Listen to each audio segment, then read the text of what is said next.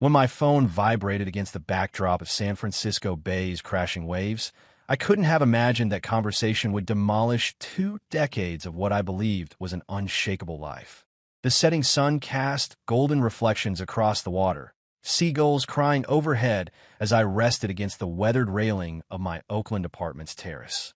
The gentle drone of my auto shop drifted upward from below, a reassuring sound from the business I'd created from scratch. I felt my phone in my pocket, assuming Serena was messaging about work-related matters. I've been planning to surprise her with a romantic dinner, celebrating our anniversary ahead of time. Then the call came. Her voice cut through like winter wind, cold and harsh. "Owen, I've emptied all our joint accounts, and I'm leaving for New Orleans to start over. Have fun with that pathetic repair shop of yours." Her laughter pierced the air, calculated and bitter, as if she'd practiced it. My heart constricted, the phone almost tumbling from my grasp into the murky waters below. She continued mercilessly, "Don't waste time searching for me. The money's been transferred somewhere you'll never find it." The call ended abruptly. I remained motionless, the skyline growing fuzzy as reality sank in. Memories flooded back. Her mysterious late-night absences, constant phone notifications at strange hours, her dismissive attitude when I suggested home improvements. Warning signs I dismissed as stress from her high-pressure financial career. Now they scream deception. Before we continue this wild journey, drop a comment telling me where you're watching from. And don't forget to subscribe if you're intrigued. You won't want to miss what happens next. I'm Owen Hargrove, 47, proprietor of Hargrove Auto Fixes, a modest garage nestled in East Oakland's industrial landscape. I'm the mechanic who ensures others' vehicles run perfectly, a skill inherited from my father, Walter. Serena and I crossed paths during our community college days, while I was studying automotive repair and she pursued business courses. She entered the campus cafeteria one stormy afternoon, rain-soaked umbrella in hand, seeking to copy my lecture notes. Her radiant smile filled the space, genuine and inviting, nothing like the distant person she eventually became. I was smitten, and initially everything clicked. We complemented each other perfectly. My consistent work provided stability, while she advanced her career as a financial advisor in San Francisco, reaching impressive income levels by her mid-30s. I willingly played the supporting role, declining an opportunity at a prestigious Sacramento garage to support her ambitions. She'd joke about my grease-stained clothing, but back then, it seemed like genuine affection. Everything changed when Dad suffered a heart attack 3 years ago. Though not fatal, it significantly impacted his vitality. He had always been my foundation, the mentor who taught me everything about engines and emphasized the importance of family loyalty. Following his cardiac episode, I devoted more time at his residence across town, maintaining his vintage Chevrolet and ensuring his diet remained healthy. Serena's disapproval was evident. She would restlessly traverse our small living space, arms firmly crossed, speaking with barely contained frustration. "You're sacrificing our dreams for someone who's already declining," she would declare harshly. I remained silent, believing she simply needed time to process the situation. Our financial position was secure, with joint accounts holding over $200,000, accumulated through her performance bonuses and my reliable income. I proposed using a portion to repair Dad's deteriorating roof, providing him a comfortable space for recovery. Her response was derisive laughter.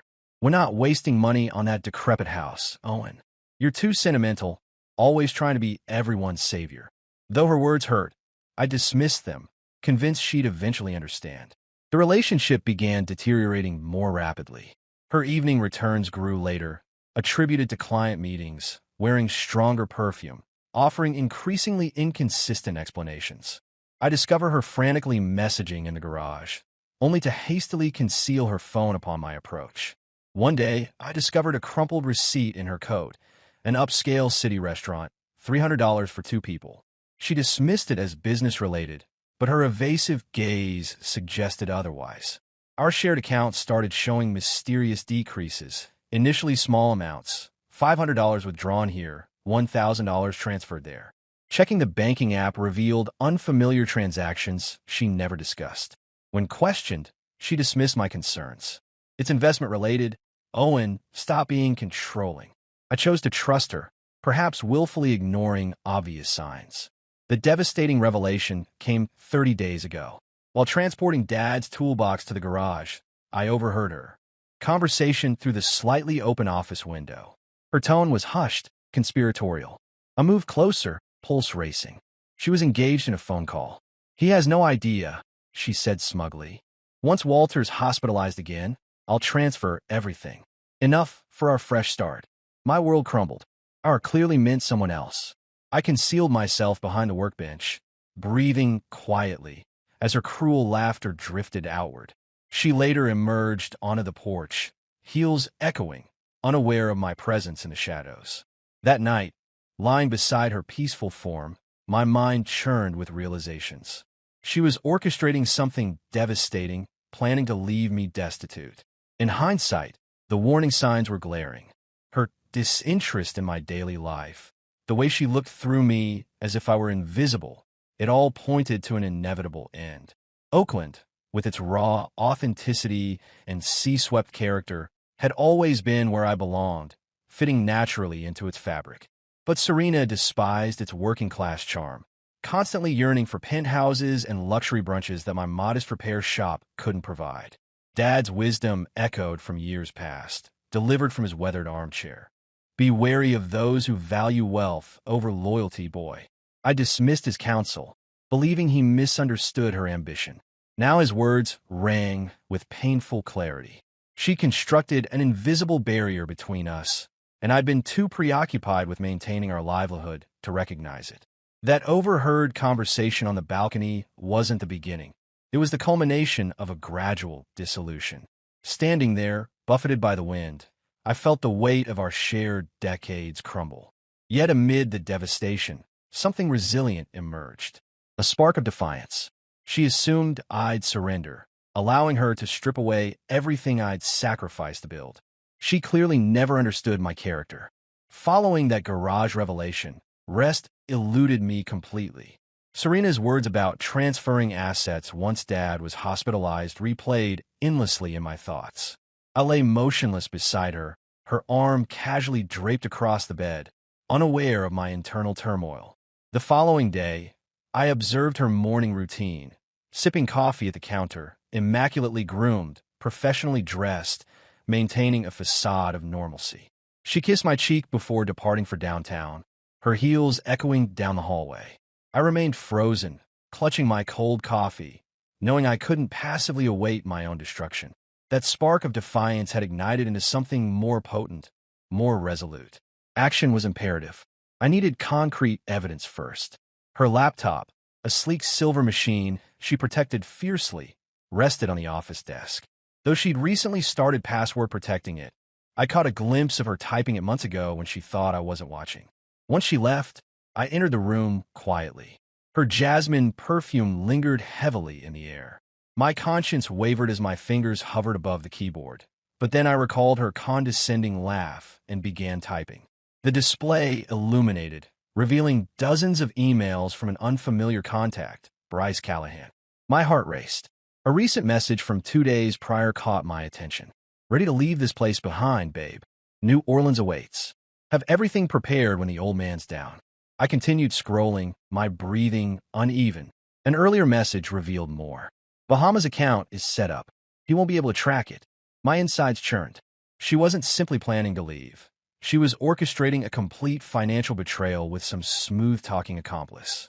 Further investigation revealed bank statements hidden in a folder marked Work Backup. Our joint account figures were suspiciously low, but the real shock came from the transaction history.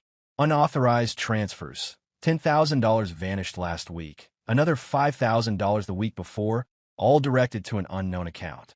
My trembling hands printed the evidence, the printer's noise echoing through the empty house. Then I discovered something more devastating. A flight confirmation in her deleted items. A one-way ticket to New Orleans scheduled for next month, both their names listed. Bryce Callahan. I collapsed into the chair, disoriented. She'd orchestrated this scheme for weeks, possibly months, waiting for the perfect opportunity. I maintained my composure that evening, preparing spaghetti while she fabricated stories about client meetings. She twirled pasta around her fork, her eyes gleaming with what I now recognized as calculated anticipation. I feigned interest forcing smiles while formulating a plan. I had to secure my assets. The following day, I visited First Bay Credit Union, an unassuming brick structure near the waterfront. Rico, the teller whose radiator I'd once repaired, looked questioning as I initiated a new account. Just creating a backup plan, I explained, depositing $40,000 in cash savings from years of additional work. Though modest compared to our combined wealth, it would cover Dad's medical expenses and keep the shop operational if she executed her plan. Rico processed the paperwork without comment. I stored the documents in my glove box, my secret insurance policy against her betrayal. Evidence alone wasn't sufficient. I needed something more concrete. At home, I installed an inexpensive recording device from the local hardware store, carefully securing it beneath her office desk where she conducted her calls. My hands trembled with nervous energy as I tested the equipment. I could hear Dad's words resonating in my mind, urging me to stand strong and never let anyone take advantage of me. I completed the setup moments before she arrived, her vehicle's engine humming as it pulled into the driveway. That evening, I lingered in the garage, pretending to work on a carburetor while she entered her office, leaving the door slightly open.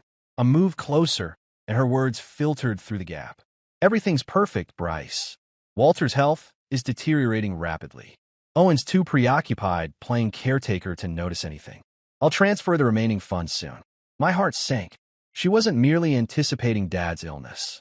She was actively banking on it, like a predator awaiting its prey. I sought professional assistance. The following day, I visited Helen Carver's downtown office, a practical space overlooking the Bay Bridge. Pete, a friend who'd survived a difficult divorce with her help, had recommended her. Helen sat back in her chair, her silver hair pulled taut, her keen eyes focused as she listened. "This is premeditated financial fraud," she stated, clicking her pen. "We can catch her, but we need to wait for her to make a move first. Let her walk into the trap." I presented the printed evidence, keeping the recorder concealed. She reviewed the documents, her expression hardening. "This is valuable, Owen, but we need more. Every piece of evidence matters." I departed feeling more optimistic, knowing I had an ally in this battle. The following days passed slowly, each one a delicate balance. Serena grew increasingly confident, humming while organizing files, constantly on her phone. I maintained my routine, working on engines and checking on Dad. His voice was weakening, interrupted by coughs, but his determination remained unbroken. "You're stronger than you realize, son," he wheezed. I held on to those words. Then one night, the recorder captured crucial evidence. In the garage, wearing headphones, I listened to her clear, poisonous words. "Bryce, it's arranged. Hospital admission is imminent. I'll empty everything, then we'll disappear." She chuckled maliciously. "He's too stupid to resist." My teeth clenched, rage building inside. She assumed I'd break. She had no idea I was already constructing my own snare. The dreaded call pierced the early morning silence. Mrs. Lopez, Dad's neighbor, called from across town with a trembling voice. "Walter's taken a turn, Owen. The ambulance just left with him." I leaped from bed, glancing at Serena's peaceful face, unaware of how everything had changed. Hastily pulling on jeans and a jacket, I grabbed my car keys and raced to Alta Bates Hospital in Berkeley. The journey passed in a blur, my headlights cutting through the morning mist, knuckles white on the steering wheel. I found Dad in emergency, ashen-faced, and connected to equipment, each labored breath fogging his oxygen mask. The physician drew me aside, speaking tersely. "His congestive heart failure is deteriorating. We're working to stabilize him, but he needs complete rest." I managed a nod past the lump in my throat and dropped into a plastic chair beside him. His eyes flickered open, and he clasped my hand. "Stay with me," he murmured. I squeezed gently. "Always, Dad." Hours crawled by, marked only by the steady beep of monitors and the sharp scent of disinfectant. I alternated between pacing and sitting, monitoring Dad and sending Helen updates. She cautioned me to remain vigilant, knowing Serena would strike soon. As a nurse adjusted Dad's medication around noon, my phone vibrated. Seeing Serena's name, my stomach tightened. I retreated to a quiet corner, activated recording, and answered. Her voice oozed satisfaction. "Owen, dear, how's Walter doing?" Fighting for composure, I replied evenly. "Critical, but stable now." She paused before letting out a soft laugh. "I've got something to tell you." I've cleared our accounts, and I'm in New Orleans. That failing business is your problem now. My pulse raced, but I maintained control. You took everything while I'm here with my dying father. Another laugh, more cutting this time. Every cent. Transferred it all this morning. Your noble act kept you distracted. I pressed further, keeping my voice low. Already in New Orleans? She responded smugly. Enjoying the French Quarter view with Bryce. Money's safe offshore now. Don't bother trying to recover it. Gripping the phone tighter. Her satisfaction cut deep, while Dad's monitors beeped softly behind me. Why do this, Serena? I allowed my voice to crack slightly. She scoffed. Because I deserve better than your mechanic's hands and your dying father. I've earned this escape from your mundane existence. The call ended abruptly. I stood frozen, replaying her cruel words, the recording secured. My trembling hands now shook with rage rather than fear. I forwarded it to Helen with a message. Got her confession recorded. The hospital waiting room enveloped me in its sterile embrace, with the scent of stale coffee and the murmur of a muted TV blending into a surreal haze. Dad dozed fitfully, his chest rising and falling in a slow rhythm, while I stared at my phone screen. An hour crept by before the notifications started flooding in. Bay Credit Union's alert came first, flagging suspicious transactions and freezing all transfers mid-process. Helen's message followed, her words crisp with victory. The courts had intervened, an emergency order was in place, and all funds were frozen. Relief coursed through me like a wave, lifting the crushing weight from my chest. I pictured Serena, smugly sipping cocktails with her snake of a boyfriend, oblivious to the trap closing around her. I sagged against the wall, letting the reality sink in. Her moment of gloating had backfired spectacularly. Then my phone lit up with her incoming call. Smirking, I hit record and answered. Her voice crackled through, high-pitched and frantic. Owen, what have you done? Nothing's working, the bank, the cards. I responded with calculated coolness. Just protecting what's rightfully mine, Serena. The courts froze everything you tried to steal. That luxury balcony view might not last long. She exploded, fury evident in every word. You trapped me. You knew I'd take the bait. I let the silence stretch before responding deliberately. Been tracking you for weeks. Every conversation, every scheme with Bryce, all recorded. Keep talking, though. Helen loves the evidence. A choked gasp escaped her, followed by Bryce's distant, angry voice. Let me handle this, he growled. Owen, you're destroying everything. I released a harsh laugh. Maybe Bryce can fund your lifestyle now. Best of luck. I ended the call, blocked her number, and watched the screen fade to black. Dad stirred as I returned to his bedside. His gaze met mine, weak but lucid. Everything all right, son? He whispered hoarsely. I squeezed his hand gently. Better than all right, Dad. She won't get away with this. A faint smile crossed his face, pride piercing through the medication's fog. The steady rhythm of monitors continued their vigil. Outside, rain traced patterns on the windows, cleansing the morning's chaos. Serena's words still lingered, but their sting was fading. Helen would deliver the final blow, and I'd be there to witness it. For the first time since this nightmare began, I felt the momentum shift, drawing me back to solid ground. Dad's hospital room was bathed in gentle morning sunlight, the storm outside gradually subsiding as he rested peacefully. I maintained my vigil by his bedside, my phone continuously buzzing with messages from Helen. Her latest update hit me with its finality. The judge has approved. All assets are secured, transfers reversed. Next week's hearing is confirmed. I released a deep breath, feeling the tension melt away from my shoulders. Though Serena's arrogant voice from our earlier conversation still echoed in my mind, it now seemed powerless, like a fading apparition. I gently kissed Dad's forehead, taking comfort in his steady breathing, before heading to meet Helen. The battle wasn't finished, but momentum had shifted decisively in my favor.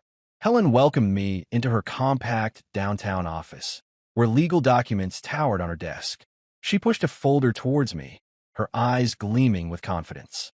Phone recordings, financial statements, travel reservations, she explained. She's cornered herself. The court is livid about her attacking, while Walter was hospitalized. I examined the contents, seeing Serena's schemes exposed. Each move I'd documented now, transformed into evidence.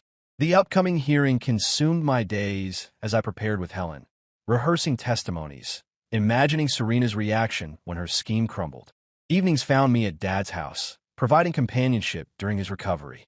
He'd reassuringly touch my arm, his voice gravelly. "You're standing strong, son. Don't let her break you." Oakland's courtroom hummed with subdued anticipation, its wood-lined walls absorbing sound as I settled into position. Serena arrived tardily, disheveled hair, rumpled attire, Bryce conspicuously absent. She shot me a venomous look, but I focused on the judge, a formidable woman with silver-streaked hair and an unwavering gaze.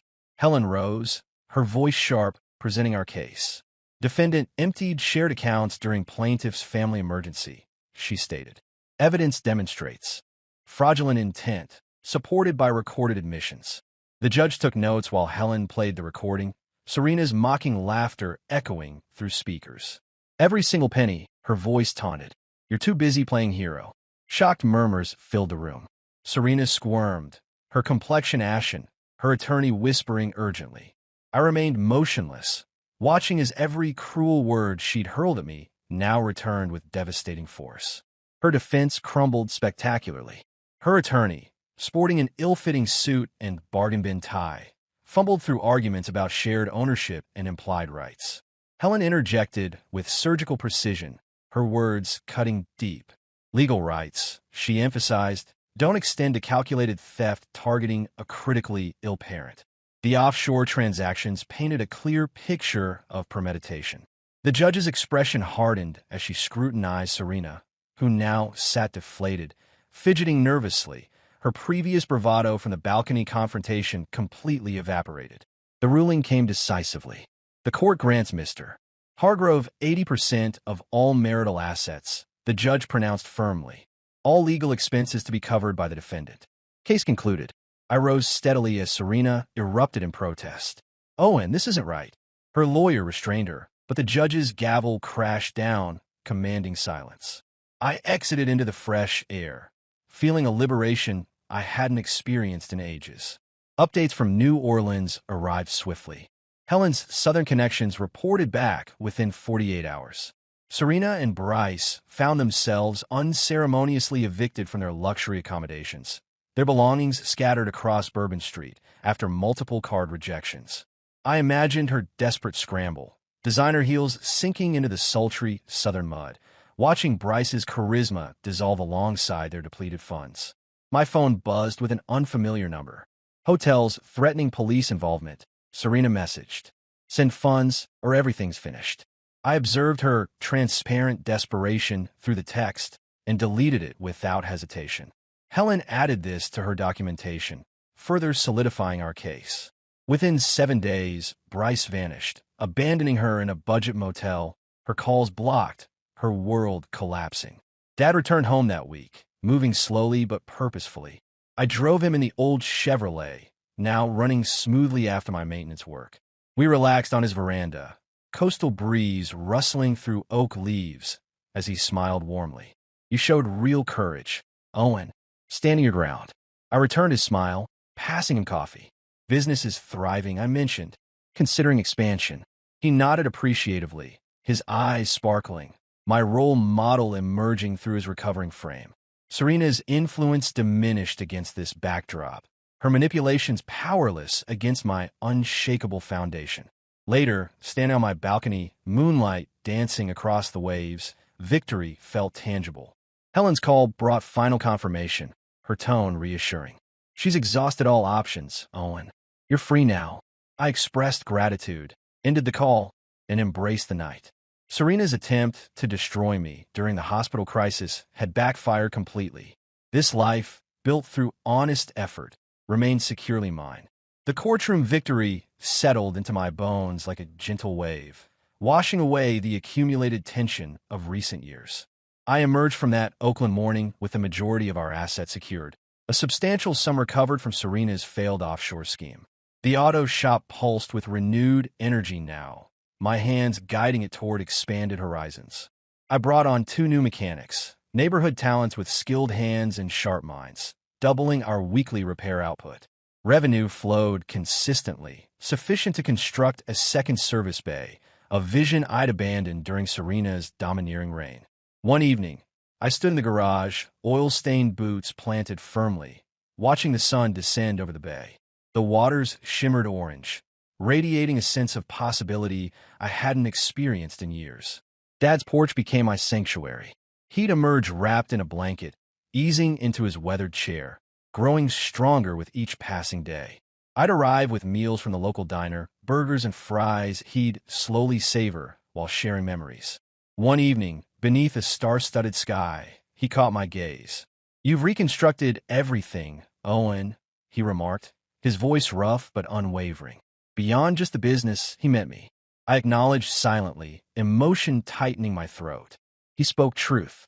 Serena had attempted to leave me with nothing, but I'd reclaimed more than material wealth. I'd rediscovered my strength, grounded in this town's resilience and the wisdom of the man who taught me perseverance. Reports of Serena's downfall echoed from New Orleans, sharp and bitter. Helen received intelligence from a legal contact there, revealing the aftermath. Her firm terminated her swiftly, her reputation poisoned by the fraud revelations.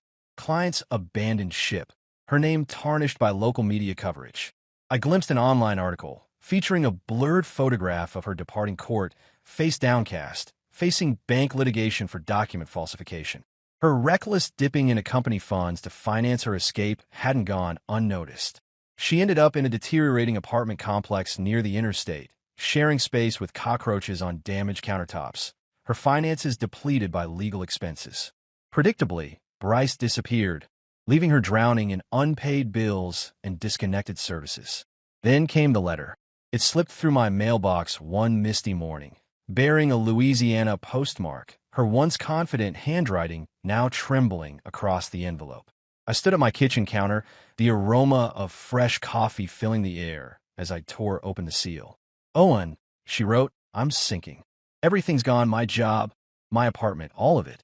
Bryce vanished with the last remnants of what I owned. I was wrong about you. Please send help, anything at all." My hand lingered over her desperate words, her plea rising like vapor.